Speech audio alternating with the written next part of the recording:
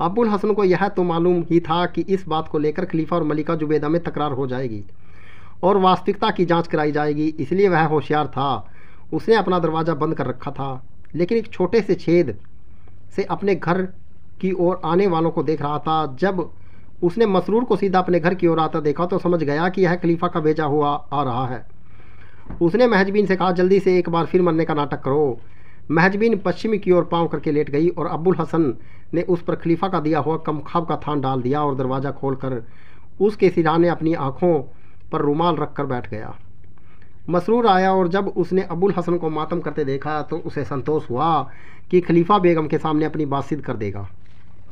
अबुल हसन उठा और आदरपूर्वक उसके हाथ चूमकर कहने लगा, आप देख रहे हैं मुझ पर कैसा पहाड़ टूटा है। महजबीन जैसी स्त्री मुझे कहाँ मिलेगी। आप तो खुद उसे अच्छी तरह जानते थे। मसरूर की आंखों में भी आंसू आ गए। उसने महजबीन के सिर की ओर का कफन उठाकर उसका मुख देखा। महजबीन ने सांस रोक ली।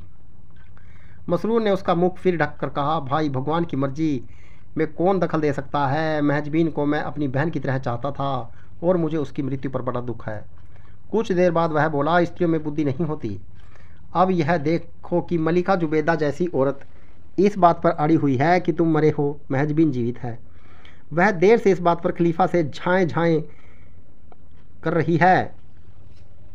मैं तो जानता ही था कि महजबीन मरी है, क्योंकि मेरे सामने तुम दरबार में रोते पीटते आए थे। मैंने इस बात को कहा भी, लेकिन जुबैदा फिर भी अपनी बात पर अड़ी रही। तो खलीफा ने मुझे भेजा कि तथ्य का पता लगाऊं।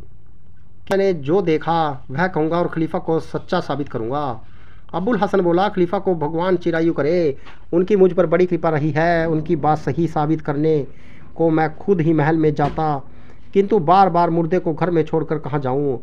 मसरूर ने कहा, तुम खलीफा के पास जाने की ज़रूरत नहीं है। महजबीन का मुर्दा चेहरा मैंने खुद देखा है और यही कहूँगा। अगर मुझे खलीफा को इस मामले की आंखों देखी सूचना न देनी होती तो मैं स्वयं यहाँ बैठता और तुम्हारे दुख में सम्मिलित होता, लेकिन मजबूरी है, मैं अब चलता हूँ।